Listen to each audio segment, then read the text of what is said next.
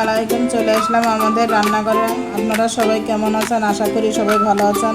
আমি আজকে গুঁড়ো দুধ দিয়ে রসমালাই বানাবো। আমি 1 প্যাকেট গুঁড়ো দুধ নিয়েছি। এখন আমি এটা ব্যাটার বানাবো। তো এখন আমি হালকা পানি দিয়ে নেব, আস্তেভাবে আস্তে,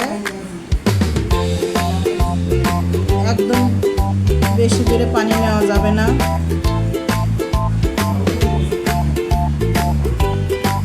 আমি একটু হালকা ঘি দিয়ে নেব, ঘি দিয়ে নিলে হাতে লাগবে না। আমি 10 মিনিটের জন্য এটা আমি একটু ঢেকে রাখবো। আমি দুধটা নিয়ে জাল দিয়ে নিয়েছি। আমি এখন চিনি দেবো পরিমাণ, যেরকম মিষ্টি খায় এরকম দিয়ে নেবেন।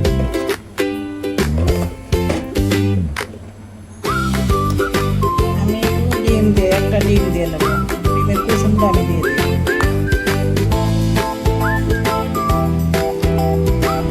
আমি এই যে এরকম রসমালাই শেপ দিয়ে নিয়েছি, যে যেরকম দিতে পারে। আমি এখন দুধের ভিতর ছেড়ে দেবো। এরকম একে একে আমি এখন সব ছেড়ে দেবো।